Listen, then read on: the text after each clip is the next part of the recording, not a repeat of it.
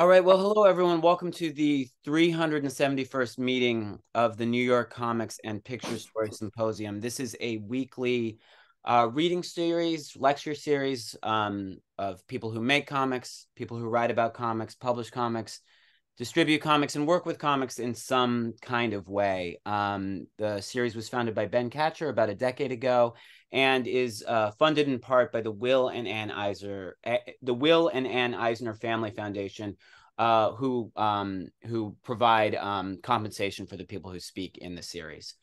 We are really excited tonight for our guests, the ABO Comix Collective.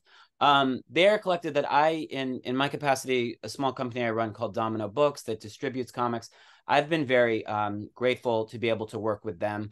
They'll be able to explain what they do much better than I do, but the way that I explain it is they print and distribute work by in people who are incarcerated, specifically queer people who are incarcerated. And I think in comics, there's a lot of people with political projects, political intentions for their work. I think ABO, in my experience of them, not only embodies something that I think is very important about comics. They are a cheap medium to have the materials to make and a cheap medium to produce, meaning that people in circumstances like the people in this anthology have access to this medium and access to getting their work, an ability to get their work out to readers. And it's one thing to perceive that potential for comics, but to carry through the project with distinction and in I think a very vital and organized way is another thing. And I think ABO, in my experience of them, really does that. And so I'm very grateful to have them here as guests tonight. If you have questions for them, please feel free to. Before I do anything, I am going to put a link to their shop in the chat so that people can see it. For those of you guys watching this on our archive, it is ABO Comix, COMIX.com /shop.html. If you have questions as their lecture goes on, please feel free to type them in the chat. You can indicate whether you'd like to say your question out loud or have me read it. I am going to read a quick bio, and then we will kick things over to them. ABO Comix is a collective of creators and activists who work to amplify the voices of LGBTQ prisoners through art. By working closely with prison abolitionist and queer advocacy organizations, we aim to keep queer prisoners connected to outside community and help them in the fight toward liberation. The profits we generate go back to incarcerated artists, especially those with little to no resources. Using the DIY ideology of punk-zine culture, ABO was formed with the philosophy of mutual support, community, and friendship. So without further ado, here is Casper and Kelsey from ABO. Hi all, thank you so much for having us. I'm Casper. I'm the co-founder and director of ABO Comix. I'm Kelsey, and I'm a longtime volunteer and just cartoonist on my end, and yeah, here to help.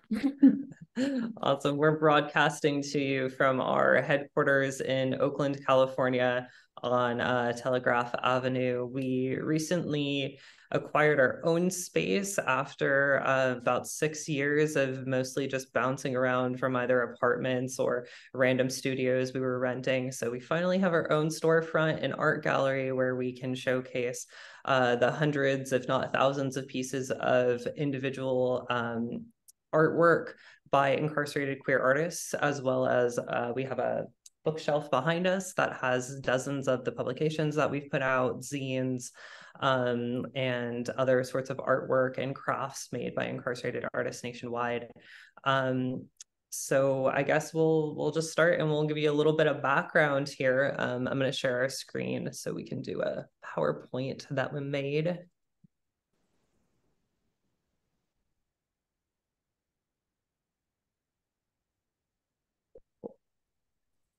So just as a little bit of background, we started off in 2017. It was initially just kind of a serendipitous moment where a couple of my friends and I got together in a community garden in Oakland, and we were just picking some vegetables and talking about some of the prisoner activism that I was doing at the time. I was involved with Black and Pink and Critical Resistance on a couple leadership teams, just working with incarcerated queer people mostly. And some of my friends were really involved in the comic making realm here in Oakland, and they were interested in seeing if we could collaborate in some way with incarcerated artists.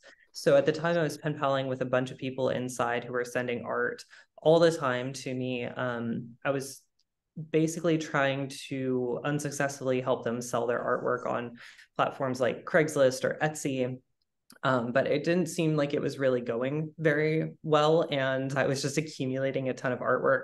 So we're like, okay, let's see if we can utilize my background in publishing and editing and utilize my friend's skill set in comic making and, just storyboarding and all sorts of stuff like that to collaborate with these artists and help them share their stories in a comic medium.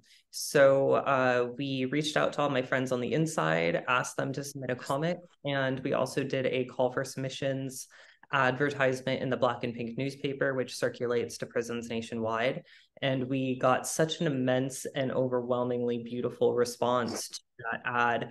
I think we received dozens of letters in the first 2 weeks after we put that advertisement out of people just incredibly interested, saying things like, oh my God, this is the greatest thing I've ever heard of. I've been waiting for this project for my whole life. Sending us artwork and comics and really sweet affirming letters of how awesome they thought the project was and how excited they were to collaborate. And in 2017, we were able to publish the first edition of ABO Comix. It featured 25 artists incarcerated across the nation, all just featuring a semi-autobiographical story about something they had experienced in prison or something they wanted to share about their lives. And we threw a giant queer party in 2017, fundraised a couple $1,000 and put that money back into the commissary accounts of all of the artists for the holidays so that they could buy stuff like food and clothing, gender affirming items, art supplies, and letter writing supplies to keep in contact with their families. And Kelsey helped organize that original party we had back in 2017. Yeah. Well, I knew one of the original founders from living with them and making comics with them, which is how I initially met. But then, yeah, I was working at an art gallery, car showroom, beer garden, and was curating art shows. And I had to put it up. I had to put ABO up on the walls and in there. Yeah. Do you remember anything from the party? I remember we had a couple bands play. We had a ton of people show up and support, rally around all of the artists. I think we had a giant photo booth with an ACAB wall behind us and a bunch of artwork and stuff. Yeah, I think it got pretty raucous and fun from what I recall bits of. There were lots of parties there. Yeah, it was great that there was so much community interest and support behind the project, because we didn't really anticipate it going much of anywhere other than it just being a really fun project. But when we sent the anthology back inside to all of the artists and they were able to see their work published, all of whom I think were published for the very first time with us, it was, I think, really almost life-changing for both us and for a lot of the artists involved who are still working with us to this day.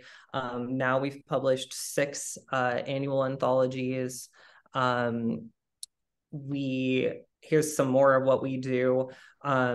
We've launched into doing a lot of advocacy work for the artists that we work with. Of course, publishing the yearly anthology that we do now. We've grown our contributor base to over 550 incarcerated artists across the nation. We send out a quarterly newsletter to all of our folks on our mailing list free of charge, which is what Kelsey helps manage and put together now 4 months for us. We, of course, manage the art gallery and do art shows. We do community events and tabling, pen pal matching with incarcerated artists. And last year we dabbled in podcasting as well. We did season 1 of a podcast called Tell Away 411, which does long form interviews with currently incarcerated artists. So as just, I think, a collective of artists who are very passionate about the lovely collaborations that we get to do with artists inside, and hearing their stories and having the absolute privilege to be able to share their stories and their unique perspectives with others, that really fuels the work that we do in so many different directions. It's all guided by the asks and the incredible ideas of people who are living in jails and prisons across the nation. So it's really spurred this entire, I guess it's kind of a movement at this point. A lot of our artists want to parole to California, come work with us when they get out of prison. So we've also launched into doing a lot of fundraising for parole support and reentry support. And pretty much anything that folks ask us to do, we're trying to figure out a way to do it. Here's some of the anthologies that we've put together. So we're in year 7 now. We've had a lot of growth, but every year we publish this book. Volume 1 through 3 on the top, 4 through 6 on the bottom. And last year we started doing themed anthologies. That was a big ask after the first 5 years of people submitting comics just on unprompted sort of, make a comic, any kind of comic, whatever you want to share, we'll publish it. People started getting a little burnt out on that, and they were like, please give us some guidance here. So we started doing themed ones. Last year, our first themed anthology features around dreams and nightmares. That was prompted on a conversation that I had with my very first incarcerated pen pal ever, Taylor. She was telling me at one point a little bit about dreams that she has in prison, and how for her first 2 years while she was incarcerated, she dreamt primarily about the outside world, about her school, because she was incarcerated when she was 16 and she's got a life sentence. So she dreamed a lot about like her classmates and video games and stuff that had been going on in her life outside. But after 2 years of being incarcerated, she started dreaming exclusively about prison stuff. So she mentioned something along the lines of like it being just an impossible reality to escape even while dreaming. So that spurred the idea of asking people what they dream about, whether that be like their hopes and their ambitions, things they would like to achieve in their life, or the actual literal dreams that they have. And it ended up being such a beautiful compilation of hope, and it just really just what people are really looking forward to and wanted to achieve in their life. And that one, I think to date, is now my favorite anthology. This year, we're going to be publishing the theme of A Better Solution, which is asking the question directly from incarcerated people what they think would be better solutions to the current prison state that we have. Because we have so many people incarcerated in the US, we're seeing the actual effects of it on community, of families being ripped apart, that there are so few rehabilitative processes within the prison system. So few people have access to education or to artistic outlets or to groups, therapy, anything like that. The majority of people in prison are kind of just sitting there wasting time with so few outlets for growth. And a big question that I think we get as a collective whenever we do talks and stuff is, well, if we abolish the current prison system, what are we going to put in its place? I get so tired of that question, and I've answered it so many times in so many different ways. that I figured this time around we can just kind of smack people upside the head with a book when they ask that question, and it will be directly answered from people who are experiencing it all over the world, all over the nation, maybe eventually the world. But that's what we will be publishing in December of this year. So something to look forward to. But each and every anthology showcases dozens of really, really incredible true stories, things you wouldn't believe are happening here in the United States. You would think maybe would be happening in prisons elsewhere, are showcased in these anthologies in gorgeous comics. And something I really find amazing about them is that since we come from kind of like a punk background, sort of the DIY aesthetic, we don't just publish really accomplished artists who might think really, I guess, in-depth styles, or who have been practicing comics for years. We publish people who are making comics for the very first time. So you've got this juxtaposition of some people drawing stick figures, and some people who have been making comics since they were 10 years old. And we just try to share as many stories as we can in them. Yeah, it's just proves to me the fact that comics are like just the best thing that exists for expressing yourself, no matter your skill level with drawing, or like you can always make a drawing that expresses something powerful and true. And they're like, the messages in these books are things you're not going to really hear anywhere else unless you have contact with people on the inside, which a lot of us don't, because that's the point of prison, is to hide people away where you can't, it costs exorbitant amounts of money to communicate or to visit, or or to travel long distances. Yeah, a lot of the people that we work with have pretty much lost all outside connection to, I usually just call it the free world, although that has its own sort of connotations to it, I suppose. A lot of people have been abandoned by all family and friends, sometimes not even just because of interpersonal issues or because of fractures in the relationship due to incarceration, but like Kelsey said, it's so much out of sight, out of mind, where time just seems to move differently out here than it does in prison. Our lives move so quickly. There's so much to be done, so much hustling, bills to pay, mouths to feed, so much to be done, that people lose contact over the years and years that folks are on the inside, where even if people were in contact with their families a lot at the beginning of their sentence, just over time, you might get a phone call a week, and then it's a phone call a month, and then maybe it's a phone call on a birthday or Christmas.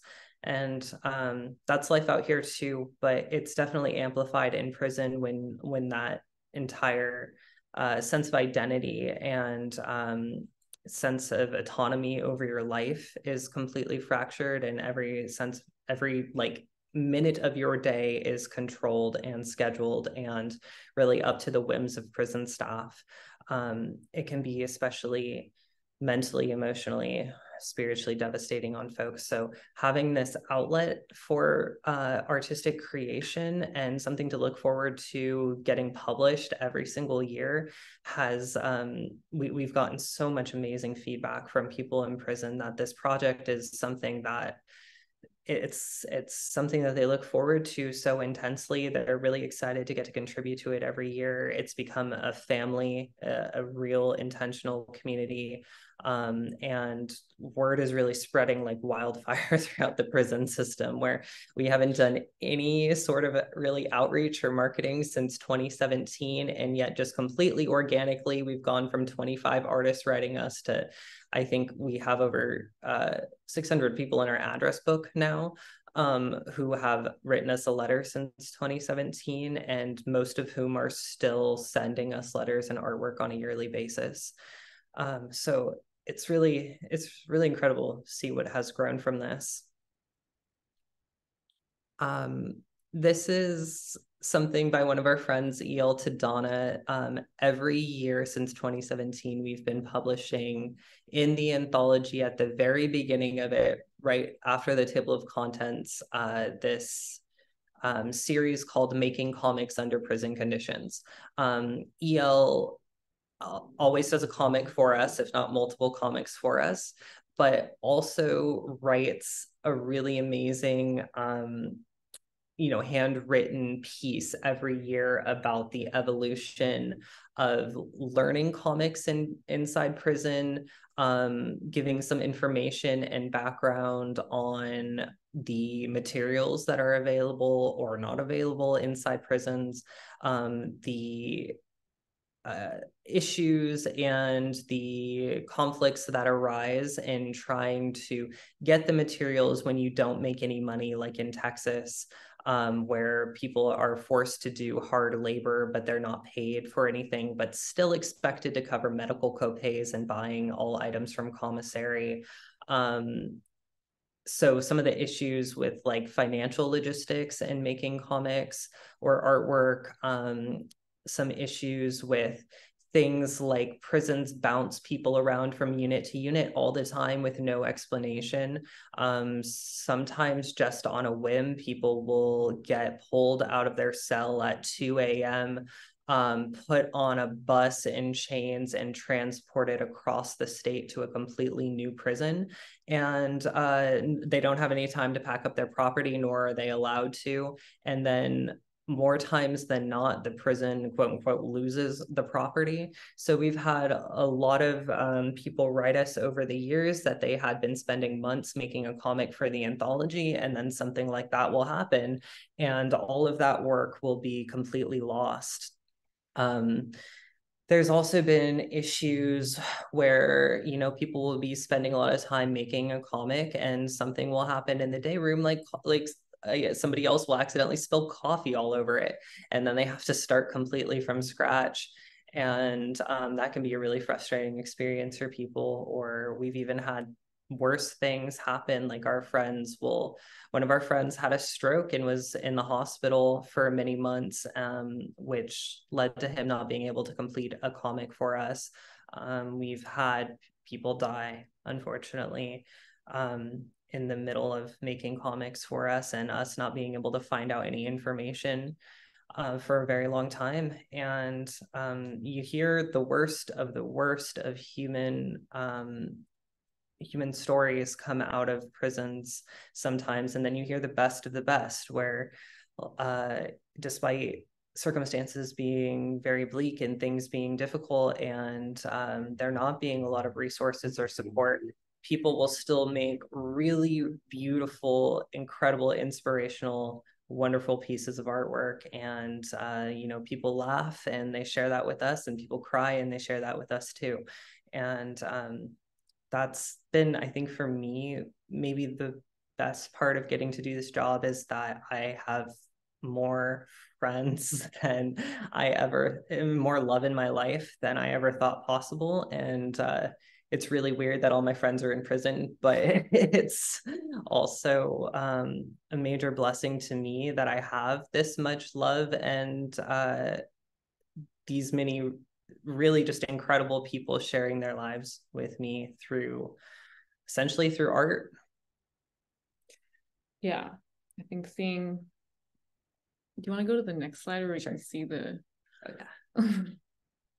Yeah, just seeing kind of how the comics are made, just as a volunteer, getting to handle it, and then hearing about how it's created and how they like in the previous comic, they have to MacGyver materials, use crossword puzzle pages, just kind of seeing how much dedication people have to making something and like starting something over if it gets lost. It just keeps, it keeps me coming back and being involved and wanting to share the art and comics more. Yeah, this one's really fun because it shows kind of the evolution of the Making Comics Under Prison Conditions series, where this was the first time it was illustrated. This one was a tribute to the Sisters of Perpetual Indulgence, which are a Bay Area founded kind of theater troupe who are a caricature of nuns, but they're like queer, some trans nuns who just really uplift the queer community, especially here in the Bay Area. They've been one of our grant funders dating all the way back to 2018. They have been cheerleaders for us, major supporters. They've had us at events. They actually bestowed sainthood status on some of us this last year, and this was a tribute to all of the incredible work that they do. So the characters in here are modeled off of the Sisters of Perpetual Indulgence, but you know, it again just shows you the creativity of artists inside who have so few materials, who have to make one color pencil last them, you know, sometimes years, where they will file that thing down to like the tiniest little nub and use every single material, recycle things. They let nothing go to waste, and they make really just really beautiful, wonderful things. I can't say enough good things. I will gush forever about the creativity of the folks who are living in prisons, but this is just one example of the creative ways people continue to make under terrible conditions.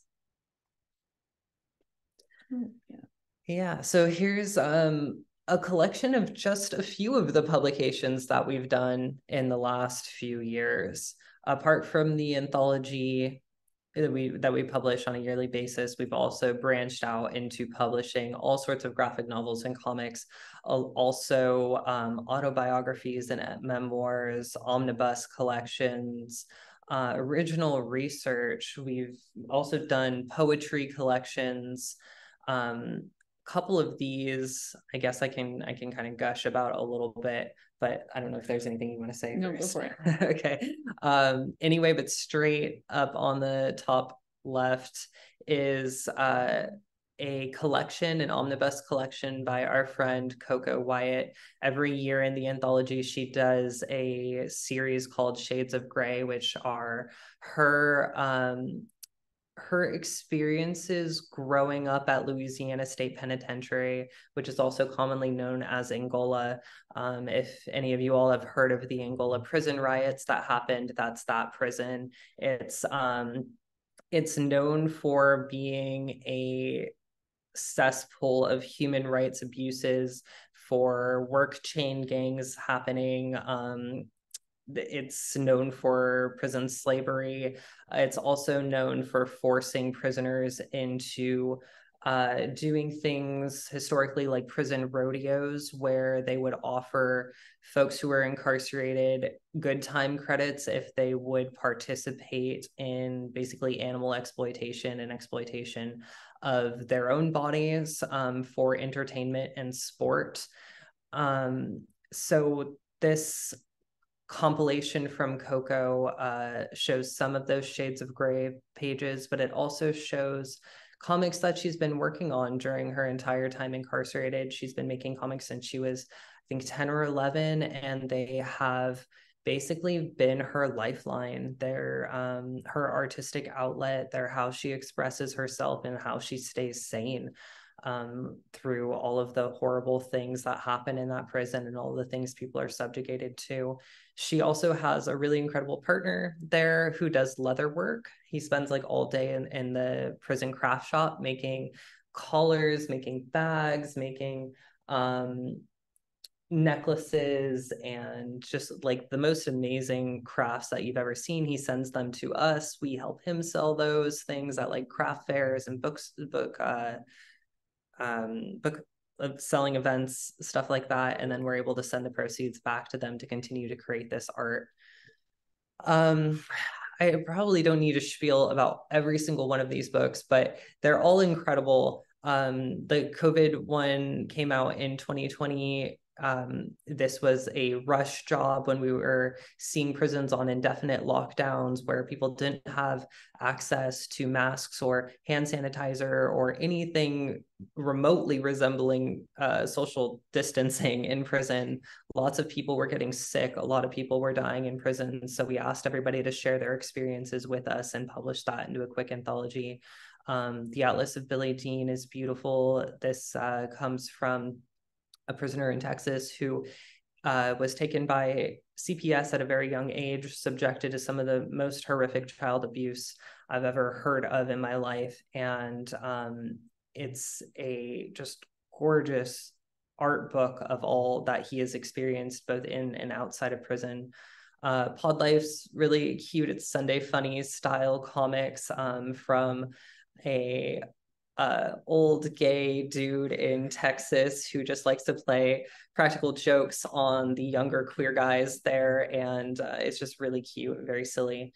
Dark Matters and Prophecy is by our late friend Jefferson, who his story is so wild. I really thought it was fiction for the first couple of years I wrote with him, but he used to do black budget projects working with the United States government on extraterrestrial and paranormal research. And his story is so wild. We're going to be publishing another 30 or so books by him that are all going to be benefiting the family that he left behind in Brazil. Pets DC's super fun by Kit Brixton and Ramon Dines. Ramon actually came home this year. He just paroled, so we're very excited for that. But it's about a prison break from the perspective of pets in a pet store. Super silly, super cute. Anthology of an Artist is a manga style compilation from Krista Morningstar, also incarcerated in Texas. She's a Wiccan and she practices a lot of witchcraft in prison. So this is a very amazing, very unique experience from a former military veteran who has died twice and now is a Wiccan in prison. She's got a really unique story. And then finally, all the way on the right is Sir Brian Spees' The Boy of Hearts. He's out of prison now, thankfully, but he also endured horrific child abuse growing up, which manifested in a personality disorder. And he shares a lot about his experience in this book. And we have 2 more forthcoming from him. So that's just a few of the very, very many publications we've been able to collaborate on these last couple years. And all the rest are up on our website, along with all the zines that we publish. Kelsey, I'm going to turn it over to you. Yeah. I'm losing my voice. Take a break. These are some of the earliest ABO Comics compilations, and yeah, they're very hand drawn. I think this is, yeah, the food edition. Yeah, so it was kind of just like slapdash collage style, whatever people sent. I mean, I don't know all the details of how the first zines were put together, but it was we sent out a form to everyone on our mailing list where these were ideas sent to us by people in prison where they wanted folks to contribute like recipes and things that they were doing with random food items from commissary. So that was one. And then we also did an invention edition. So prison inventions, what people make inside out of things like paper clips and random wires that they find in the craft shop. So we just sent out a form asking people to send us whatever they wanted to include in these zines. And oh, actually, here's the questionnaire. Well, actually, one page of the questionnaire is multiple pages. And then just a little example of some of the things that people wrote about, like how they make banana splits in there, and then how they make biscuits, or like how they make cakes in the microwave in the day room, stuff like that. Wow. Frying chicken.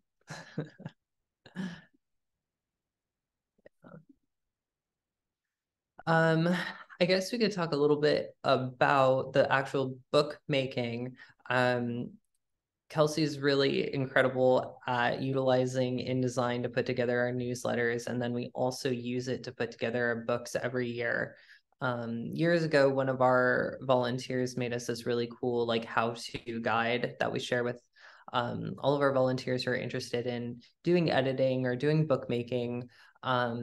Basically, the short version of how we do this is that we collect submissions all year long. I'll clean them up at the end of the year in Photoshop, piece them together in InDesign. We'll do a foreword. We'll include letter excerpts from people that we've received all year. We'll include fan art and resources in the book. If people aren't really familiar with InDesign, it's basically just an Adobe product like Photoshop, but it's utilized for book and zine making. Anyone can really use it. If you watch like a 10-15 minute YouTube video, like a how-to guide. The reason I think it's interesting to me to include this is because there's so much gatekeeping in the publishing industry that I've found. It's almost impossible to get published if you are not a very well-known name, or if you don't have 10 years to invest in trying to find a publisher or a marketer or just, you know, a publicist, anything like that. But we live in an age that is completely accessible to the average person now to be able to self-publish your own work. If you want to publish a book, publish a book. Like, you don't have to wait for somebody to affirm your writing style or your comic style, or you don't have to find the magic inroad. You can do it yourself. And we are a testament to that, because we did not know what the hell we were doing when we started this, but we somehow figured it out, and we've published dozens of books and they sell. So I'm putting this in there just as encouragement that you can do this yourself. You don't have to wait on somebody else to give you the green light. Hear, hear. I think the next part is about the most recent kind of, because it's gotten so big, ABO, you know, as you can see, this is the first, on the left is the first newsletter we put out, and then on the right is the latest one. So it's a big, you know, we've donated so much. You can see how much money we've donated, and kind of just how it's been evolving over time. And it initially, the newsletter sort of sprang from there being so many letters coming in and so many just questions and requests for being in contact and to share their work, and it's all volunteer run, except there's like two paid employees, and that was unfeasible to respond to all the letters. So they all decided that it was a way to respond to everyone with a sort of general form, but within the newsletter, what do we have? We have like letters to the editor. We got art by people. We have poems. There's like writing exercises. So we'll leave some blank spaces for people to try out different strategies for crafting a narrative, or telling their life story, or keeping track of something for their own enrichment or interest. And people will send in updates about different new policies in the prisons they're in, or injustices that they've witnessed. And it kind of becomes this sort of message board where we're not the only people that communicate, and it can spread, you know, within institutions, between people, or at least that's what I understand. Like, people kind of share their newsletters, or find out about it through this kind of thing that circulates. And it's been interesting making it, because we have to, in order to get it to people, we need to abide by the different censorship rules in different places. So there's some places, some prisons won't allow you to show someone from the behind, like show the back of someone's body, and like nudity is very not allowed. So so we have to pick and choose what art we are able to share, and then we'll make it through. And that's been interesting for me. There's so many rules and regulations in prisons that are almost impossible to keep up with, because every facility has their own rules and they do things their own way. and it's really arbitrarily applied depending on who's working in the mailroom and who's allowing in the content. I think what you were mentioning was some prisons have really stupid rules, like if there is a photograph of a person, but you can't see that person's face, like if it's a photograph of their hands or something, then that's not allowed into the prison. Some places have really strict nudity restrictions. So if you were to send in like a portrait of like a carved portrait of the statue of David or something like that, and you know, even just the upper portion of his body would get the whole thing flagged and rejected. So it's been a real difficult experience trying to figure out how do we get these newsletters standardized so that they can be received by people in prisons all over the nation.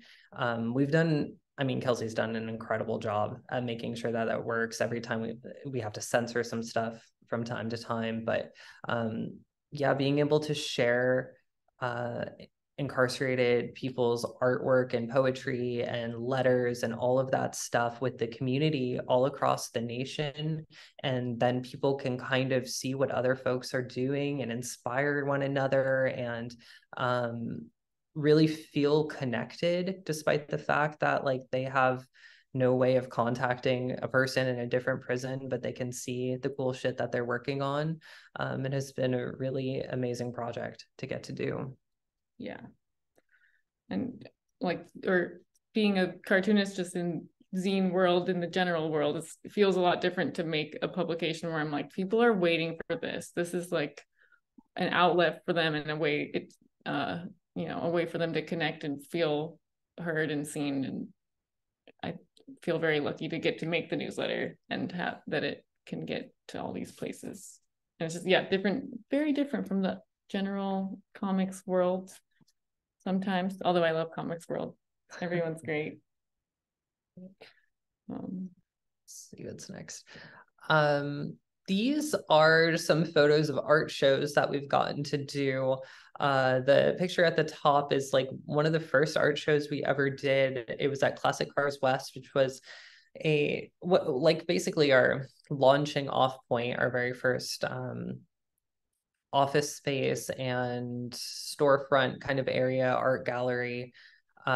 This giant wall that we painted that was in the art gallery had a couple hundred pieces on it, from folks that, you know, our family now. We were trying to show the amazing creations. A lot of times I think people don't realize the creativity and the craftsmanship of incarcerated artists, and they were really stunned to see the incredible stuff that people are working on inside.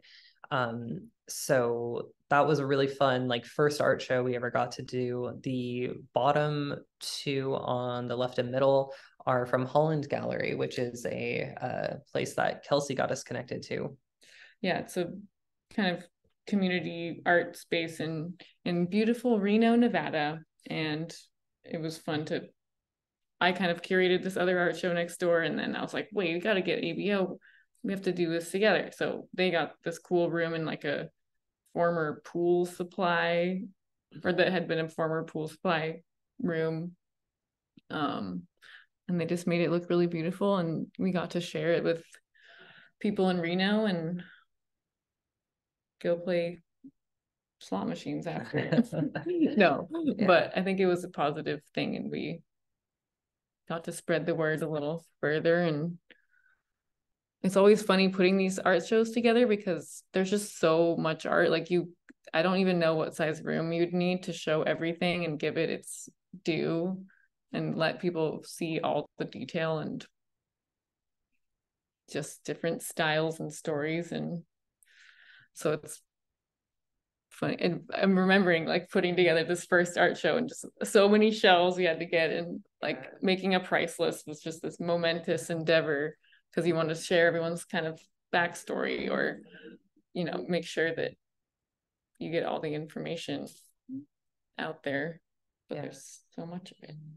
Yeah, we've been really lucky now to have our own space where we can do rotating art shows and take pieces down and put new pieces up for different themes or for holidays or stuff like that, where now we've still got hundreds of pieces in stock and storage. But as fast as we can sell it, more stuff is always coming in, always showing very unique perspectives. Our contributor base is so incredible because we work primarily, I'd say like 99.9% with queer and trans people, but the range of their experiences, their perspectives, their ideologies, their religions, their political identities range so heavily, and we get to see it all, and we get to talk to people who have so much wisdom and so much life experience that they are just so generous in sharing with us. And it's been very eye-opening for me. I've learned so much from all of our friends inside. People here in California who are very progressive, and then I've got folks in Texas who are very conservative, and I've got friends who practice every single religion there is, and they all share their stories with me, and most of them through the comic medium, and it's been the greatest experience I could ever ask for. Here's just some examples of some of the like fan art that we get, and we get a lot of fan art. It warms my heart every time we get to open up a package and see something created just for us. But on the left, this piece was made by Coco Wyatt. She's the one incarcerated at Louisiana State Penitentiary. And on the right, this piece was made by Kanoko, who's incarcerated in Nevada. And they're working on so many cool projects, and we're going to get to publish a lot of graphic novels by the two of them. I'm very excited for the collaborations that we're getting to do together. Coco and I are working on a comic book about Daryl Davis, who's one of my heroes who pretty much single-handedly disbanded the KKK in multiple states just by the sheer power of love and communication. And that's something that I resonate very heavily with in this work, is that we just try and spread as much love as we can around to all of our community members to combat the hatred that people are just bombarded with, especially in prisons, which are still heavily segregated by race. And encouraged in people self-segregating and hating people based on really just stupid things. So I'm excited for that collaboration, and then I'm going to be collaborating with Kanoko, whose art is on the right, on a graphic novel soon that we're starting to storyboard. And yeah, there's lots to look forward to.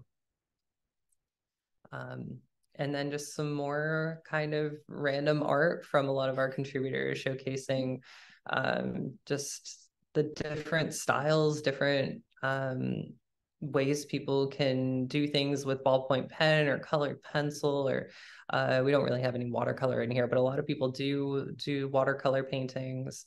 So just different styles that are very cool. And I want to definitely leave some time for Q&A here, so we'll try and wrap up. But here's how you can help support us. We're always looking for volunteers with any and every skill set. If you want to volunteer with us, we want to work with you. We have so many different things we can do and utilize anybody from anywhere in the world. We can onboard you and help put you to work immediately. But if you don't have time to spare, like, this shit gets expensive. There are so many emergency support requests that we receive from people constantly. It's like kind of playing whack-a-mole in the prison system, but with we try and help with one emergency and another one pops up somewhere else. So we're trying to help people with commissary funds. We're trying to help people with reentry support and parole support and just general fundraising for like emergency surgeries. People fall down in prison showers and break their arm, and then they have to pay for their own medical care. There are people who haven't seen a dentist in 20 years because they can't afford it in the prison system. So we're trying to finance so many different things for people. If you have the financial means to help us out with $5 a month on our Patreon, like, we will make that go a long way. So that would be very, very helpful. Or you can check us out on our social media pages, give us a follow on Instagram, Facebook, or the platform formerly known as Twitter. And, you know, just follow along with what we're doing. If there's any books that you're interested in, we will post them as we are working on them, and maybe you'll find something that you love. And we'll just end with, we continue on this work because we have lost friends on the inside to the violence of the prison system. Our friend Joseph was murdered inside while we were trying to actively organize support for him. The prison just ignored all of his pleas for help, all of ours, as he was actively receiving threats from gang members. And the prison didn't step up and do anything about it, and he was murdered in his cell. And our friend Jefferson faced horrific abuse in prison, only to one day after 25 years inside be put on a plane and deported to Brazil, where he had no resources. He didn't know if his family was even still alive. He was diabetic and needed daily insulin shots to survive, and he was also in a wheelchair. And they dropped him off without his wheelchair, without any access to medication, with only the clothes on his back in Brazil. And we did our best to take care of him through his end days, where he was diagnosed with terminal cancer. And this is just some of the violence that the prison system does to people.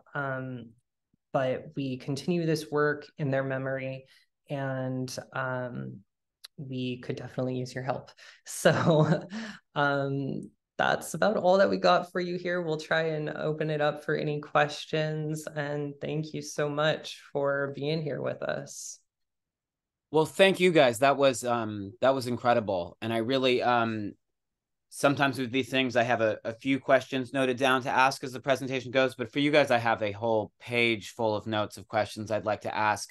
But I also, for people in the audience, please, if you, there's already one question in the chat, but I encourage everyone to begin asking your questions now. And I'll limit myself to just a few to start things off here. But one of the first things I'd like to ask is, Casper, you were mentioning, I believe one of the anthologies that's forthcoming was going to be comprised of stories that happen within the prison system, that you were explaining it as things people wouldn't believe if they heard that are happening. I was wondering if you maybe wanted to, just for the people listening and the people that are going to watch this on YouTube, mention some of those stories if you'd like to. Sure. Specifically, I think what was really heinous was what was happening during the pandemic, where it was hard on everybody. I think, especially with the years of lockdowns that we went through, a lot of people talked about, in relation to the prison system, like getting a little taste of what prisoners kind of go through. And it was even harder for a lot of our friends on the inside, because people were in indefinite lockdown. There were insane staff shortages, where none of the guards, none of the prison staff were even showing up to the prison. So people were going days without being fed, weeks without having access to a shower.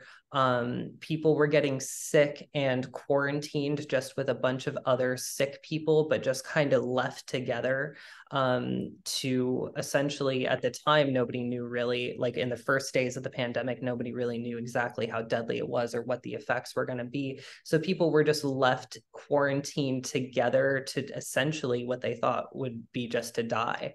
And they had no access to anything like masks or hand sanitizer or any kind of relief from the pain. There were a lot of elderly people who got sick and died in prison, who never got a chance to say goodbye to their families, or their families say goodbye to them. It was terrible. Like, we would get phone calls from people who had their first phone call access in months at a time, just to tell us that they hadn't been fed in like a week. or if they were getting meals, they were just like moldy sandwiches or fruit. A lot of people got sick just from malnutrition during the pandemic. It was stuff that you would expect from maybe like a third world country, but to see it kind of happen to all of our friends inside who were just reporting it to us was very difficult. And that goes way past just like the pandemic as well. Things are still really bad in a lot of prisons, where after the pandemic, a lot of guards just didn't come back to work. So prisons nationwide are facing really severe staff shortages. I just had a conversation with one of our friends in Texas who's an elderly trans woman who has a disability with mobility. So she has a very difficult time walking, and they are not feeding the prisoners there. So she dropped from 114 pounds, which was already severely underweight for her height, down to 90 pounds over the course of a couple weeks, and was hospitalized because of malnutrition. We had a friend, Jeremy Sledge, who had a stroke in prison. I mentioned him a little earlier, and he was left on the floor of his cell for 4 days, unable to move before we actually got a phone call from one of his neighbors, one of his cell neighbors in prison, saying they're not helping him. Like, you need to call the prison. He's just been on the floor for days. So we called the prison, and finally they took him to a hospital, but he had suffered so much lasting damage from the neglect of just being left there in his cell for so long. There's a lot of horror stories, again, like our friend Joseph, who we were trying to advocate for because he was receiving threats on his life from gang members, and they just left him in his cell with the homophobic gang member who had told him and told staff, like, I will kill you if you don't get moved out of this cell. And he was strangled to death in the middle of the night by his cellmate. And a lot of our friends actually reported that to us because they were in the cells around him, and they heard it all happen and witnessed his body being taken out. So there's a lot more. There's so much more I could go into, but there are some really horrific things that happen in prison that just get covered up and don't get talked about. The process of, you talked about the process of people even having access to supplies to make these comics and making their own supplies. That's one thing. I'm very curious of, like in the normal comics world, getting people to scan things and submit things, access to the software and all those things to even make that happen is often not that easy. I wonder how people, beyond the process of making them, how do they submit these submissions to you? How does that happen? And how do does the prison make that? Do they obstruct the process of that? I wonder how just the nuts and bolts of people finding out about this. You said that word spreads about it. I'm interested to hear maybe the logistics of how word spreads and how people go from the process of struggling to make these things on paper and then getting them to you. I'd be very fascinated to hear about that. Yeah, logistically, it's difficult, and it varies from place to place on how much access they have to both artistic materials, postage, supplies to be able to send artwork to us. Basically, what happens is every year we send out financial help to folks' commissary accounts to the best that we can, to our fundraising abilities, and to what grant funders will help us with. We send out help for people to cover postage costs and materials for making comics. So people then buy the stuff from commissary, or on occasion get really creative and make stuff that's technically contraband. Like, they'll rip apart prison issued garments, or we've even gotten somebody took a homemade razor blade from a shaving razor and cut up her prison bed and painted on the back of that.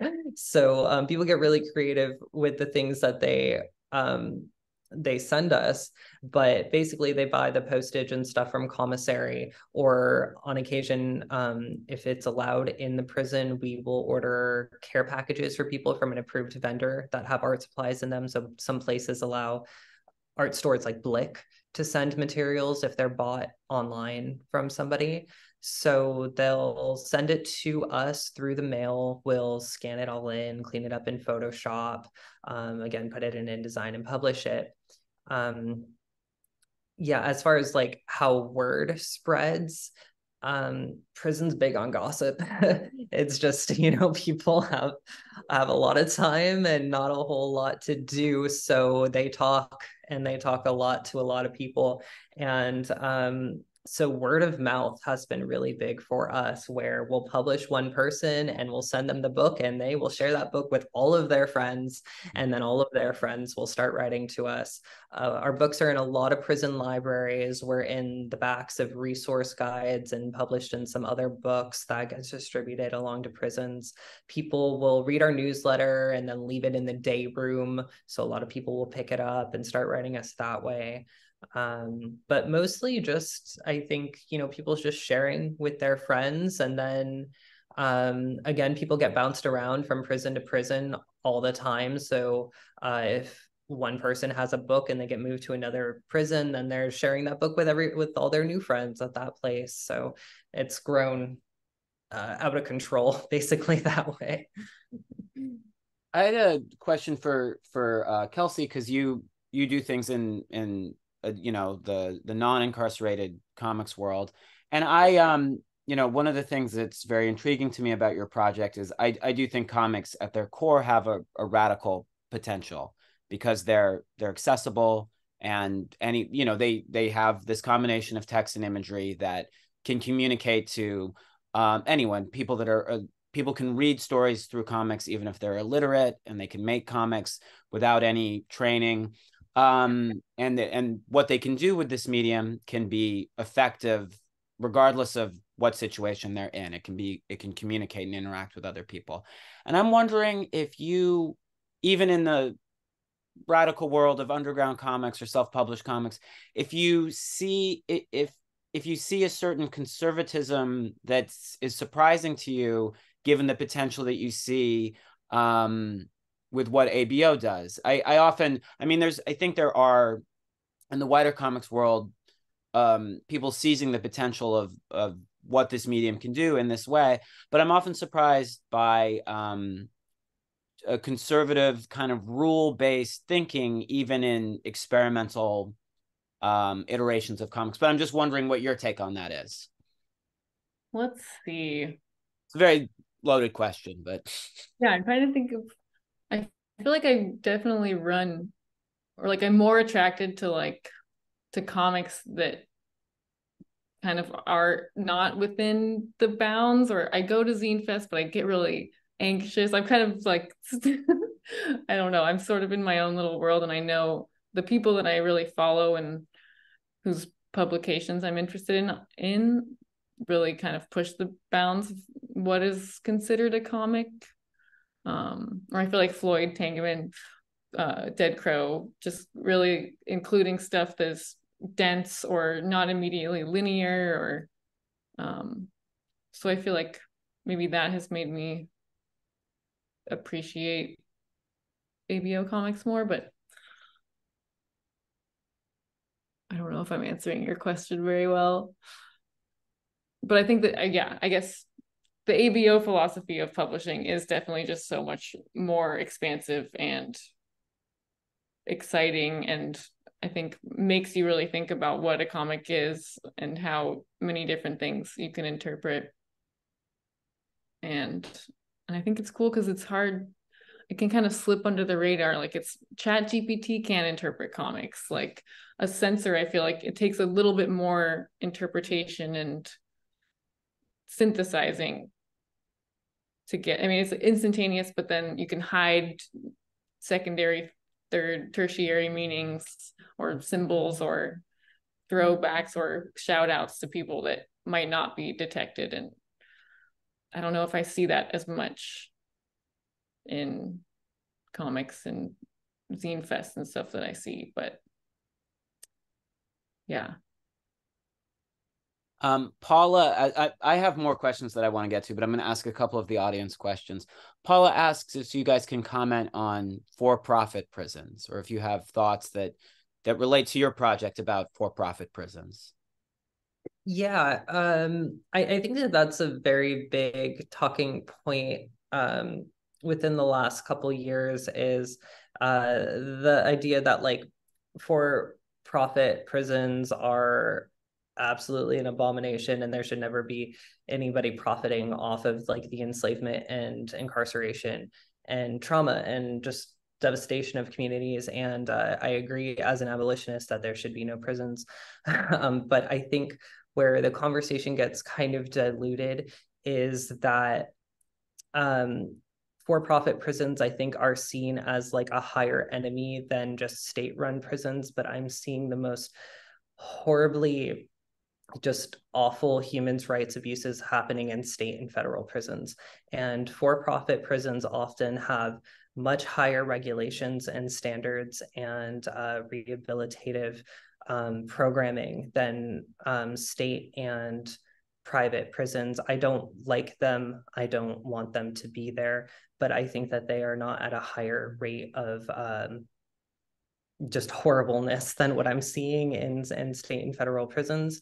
I only have a couple contributors who are in private prisons, and they have told me that they very much prefer to be there.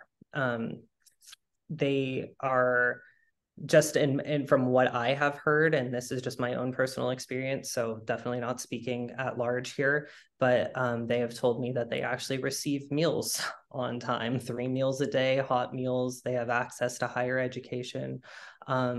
There's not as much gang violence. There's not as much segregation and hatred.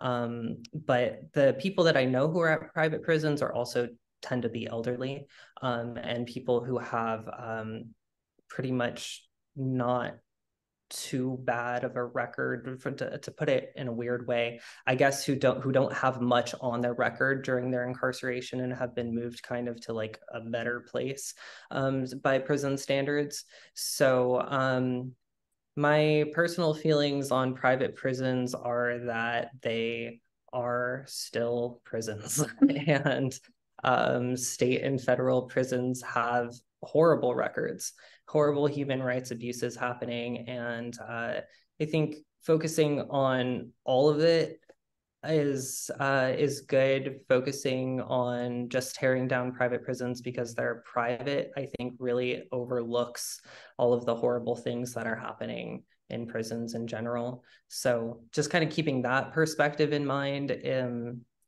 it's all bad. It's all pretty bad.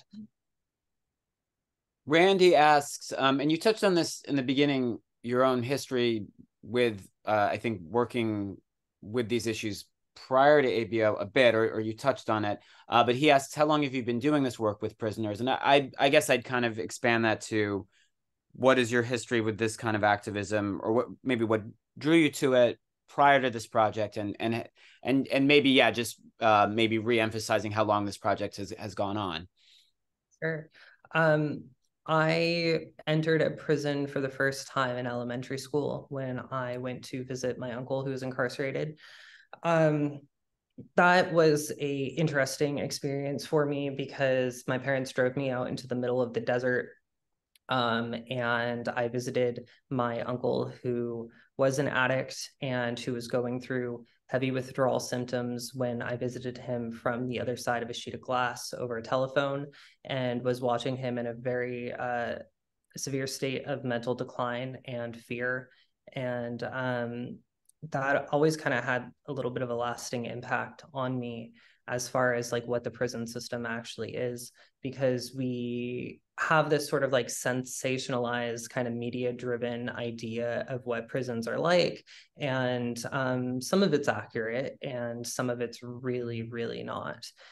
I think there's a lot of time a heavy focus on prisons keeping us distant from people who are trying to hurt us in our communities.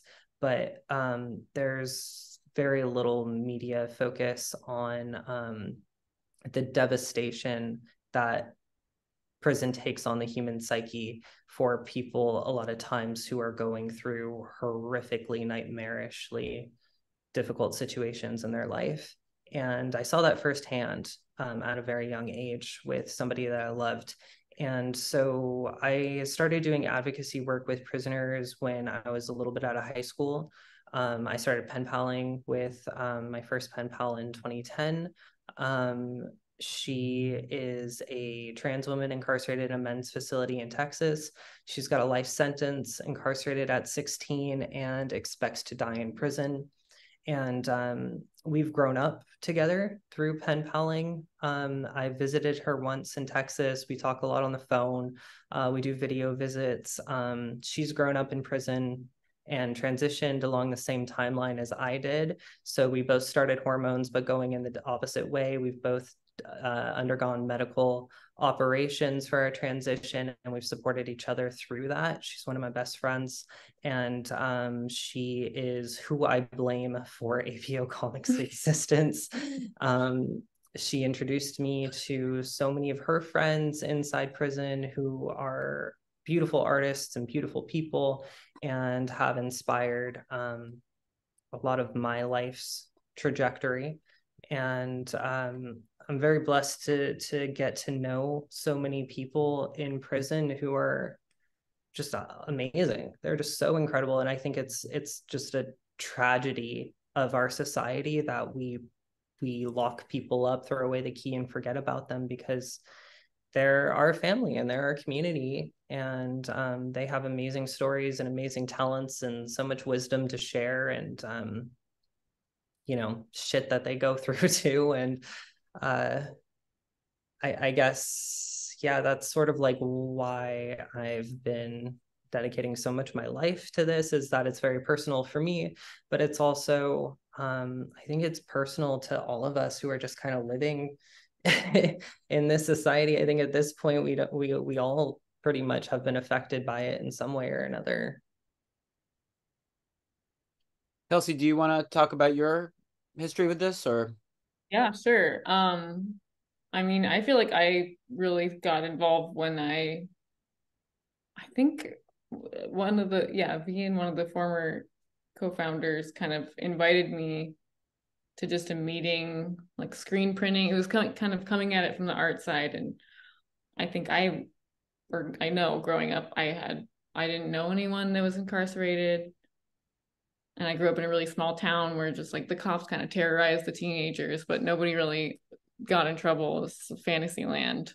And then just got to know more about it through this, and kind of, I don't know, couldn't turn my back on it after it. And seeing all the stories that people share in their art kind of made me just want to, or it just changes the way you view life in general, because you're like, there's all this going on. Like the economy is partly dependent on this existing to be this way, and just the extension of just human exploitation that the country is founded on in general. It's a very prime example of that is something I don't want to just let not be present in my mind. So I'm grateful to ABO Comix for kind of giving me this inroad into it, because I could have stayed more ignorant for longer. Definitely came at it through art and publishing and kind of underground stuff around 2017. Since the beginning. I have 3 questions I'd like to get to if you guys have time. I'm kind of wondering how natural it is for people to, the idea of maybe this being people doing comics rather than maybe a poetry anthology, writing anthology, or just an anthology of drawings, how organic comics are for this community of people. If you've seen a rise in maybe comics being something that people naturally want to make, over time, or I'm kind of curious just how much of a desire to make comics for people that are incarcerated, queer incarcerated population, just how organic that is to them, or if you have a sense of that. Yeah, it's kind of a mixed bag. For some people, it's not organic at all. The majority of people that we've published, they made their very first comic ever for us. But they've fallen in love with it. Like I think was mentioned earlier, comics are a really good vehicle for people who are struggling with like illiteracy, which is a lot of people in prison. Like not most, but I'd say maybe even like 50% of the people that we work with have a very difficult time writing and reading, and they just cannot express themselves through the written word, but they can express themselves through the visual medium. And even when they started just making stick figures, like seeing their work progress over just the course of 6 years, where like Billy Thomas, who does those really beautiful abstract pieces that we showed a little bit of, started off black and white, just pencil drawings that were kind of crude and difficult to make sense of. And now we've published 2 books actually by Billy, where the artwork is just, let me see if I can find it's, I mean, you can just see the cover of it, but like Billy started off just doing literally just stick figures, and in 6 years is making the most like psychedelic, beautiful abstract pieces.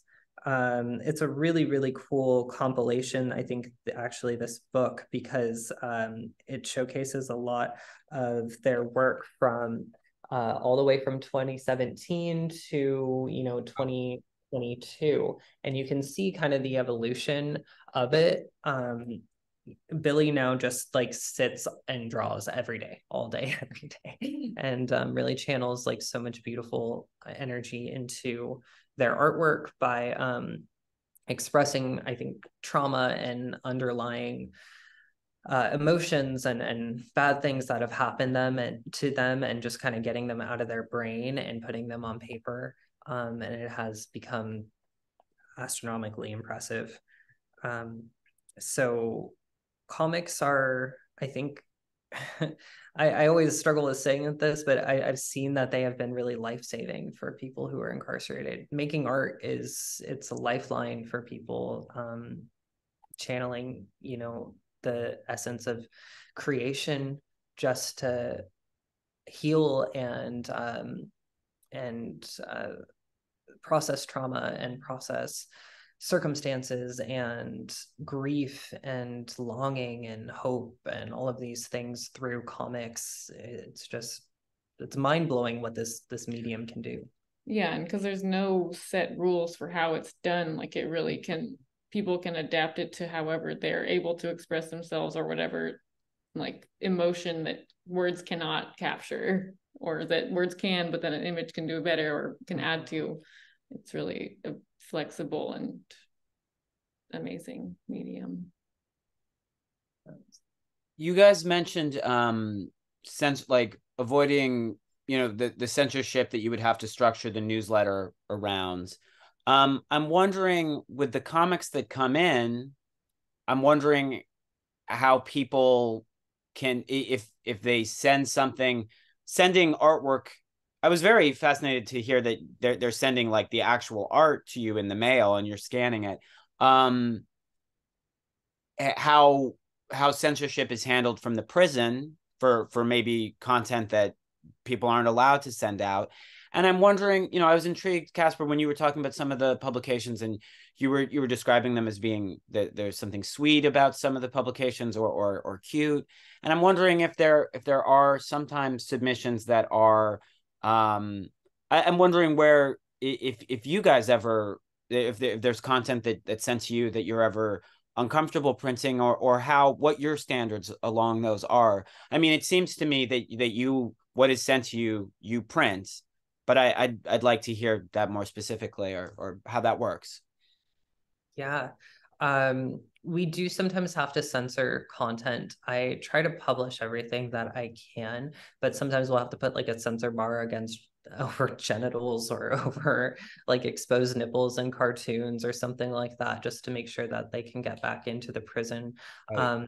Historically, in most places, prisons don't seem to have much surveillance over what's exiting the prison, just kind of what's coming in. So a lot of times people can send us even like pornographic content if it's leaving the prison, but we wouldn't be able to send that exact same content back in.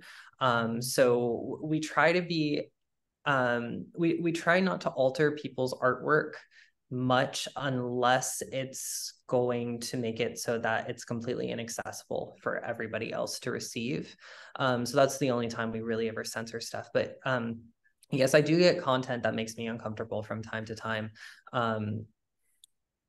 You know, we work with everybody. We don't turn people away. So I work with people who send me content about their real life experience, having committed harm against other people. And on occasion, it's very difficult for me to process. You know, I've worked with people who are incarcerated for every single crime imaginable, and who are open books about it. And I try to hold space for all people and all experiences. Sometimes it's hard for me to hear things about like child predation and, you know, people who have no guilt or remorse. Like a very real thing is that there are some people who have psychopathy or sociopathy in prison, and they will very freely talk about the things that they have done to other people. Sometimes that's very difficult for me, but I have learned that it is, I think, my duty to share the real stories of real people and not let my personal feelings and biases keep me from expressing, from sharing people's real stories.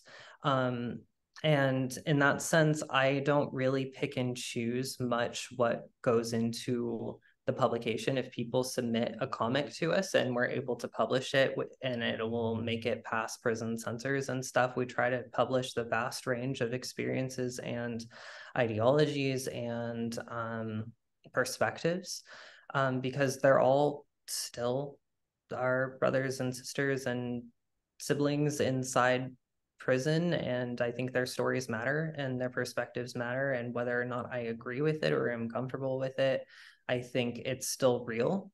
And it's still the real world that we live in, and their stories still matter and should be shared. You mentioned before, and people are, if people have another question, they should ask now, because this was the question that I thought I might end things with. But you mentioned before an exhaustion with people asking you if prisons are abolished, you know, what should they be replaced with? But aside from that question, if people are interested in these issues, they're watching this and they want to get involved in some way, there's something they want to do beyond, and I'm going to make sure that when this is on YouTube, we have as many of those links as you showed in your slide available, just to click in the description. What are things people can do beyond ABO and beyond comics in prisons and making comics in prisons, just in prison reform in general, that you feel are positive first steps for people getting involved in something like this? I got involved in my prisoner advocacy work from pen paling directly with people inside. And I think that that's still my number one kind of go-to for people, is if, you know, it can be hard to commit to volunteer roles, especially if you got a really busy schedule or something. But if you can commit to writing a letter once a month or every 6 months, or even if you can write a birthday card to a person in prison, like that's making an impact. It's making a real impact on a real person. So we have a pen pal program through ABO Comix where we have bios on our website that people can peruse and read through and see if they would, you know, match up well with a new friend, and have kind of like a mutual support system. So if you can take on a commitment to write a letter every once in a while to a person in prison, like I think that that is the best way to really get involved, to really learn the true stories of people, what's really happening in prison, not from what the media tells you, not from what movies and TV shows tell you, but what's actually happening inside. And I think it's the best way, really, to get involved. Other than that, we can always use volunteers. We have so many people who are writing to us and so many projects we're trying to balance. So if you want to get involved with us, you can hop onto our website, ABO Comix, ABOCOMIX.com. And we've got a message form on there, or send us an email to abocomics@gmail.com. And we'll find a way to plug you in. Kelsey, you mentioned something about how, you know, economies are based on this kind of, you know, putting people away and separating them from the rest of the population. And there's an economic factor to this. For people that are maybe resistant to these ideas, that don't see an issue to the kind of mass incarceration that we have in this country, what are maybe some, just a language that people could use to begin explaining these issues to someone that might be resistant to it?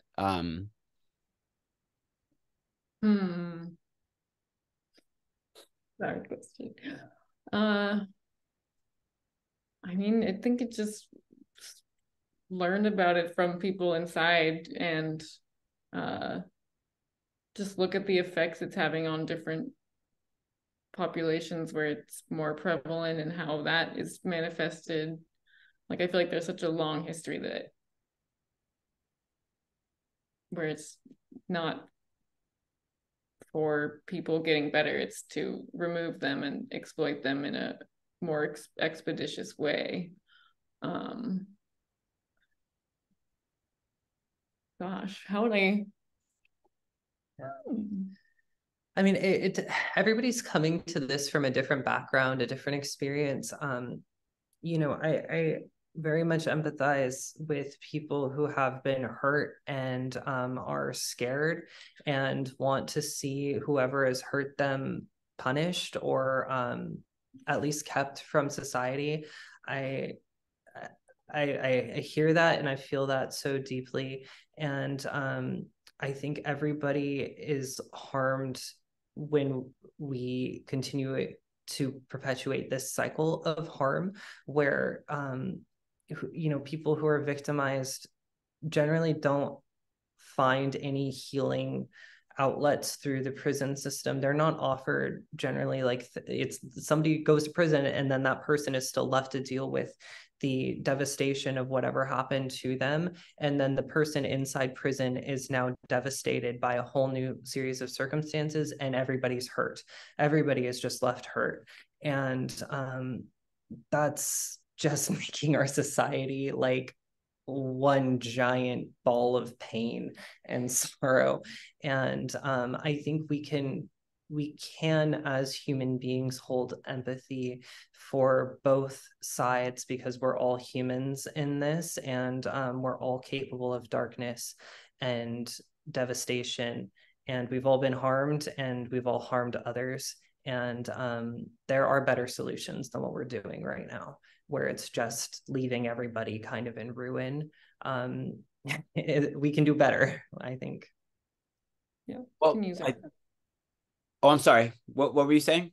Use our imaginations for things better than just more involved torture mechanisms. That, yeah. Yeah. I wasn't articulate as Casper. Oh no, that was the entire talk you guys gave was really, really beautiful, and I'm really grateful for you guys for presenting it. And I encourage everyone again to go to ABO Comix, COMIX.com, and not just look at the resources they have there, and of course think about getting involved in some kind of way, but if you are just, aside from the activism part of this, I am also a fan of these publications just for I don't want it to be forgotten that these comics that are in here are beautiful works of art that are a true pleasure to read. So if you are simply a fan of comics, as a lot of people who watch this series are, these are excellent comics, and I encourage you guys to check them out in any way. And I thank both of you guys for your time giving this presentation. Yes, thank you so much. It was great to be here with you all. Thank you. And the symposium will return next week with the artist Somni, and you can register for it in the same way that you registered for this one. So thanks you guys so much. Thank you. Have a good one. Bye for now. Bye. Bye. Wow.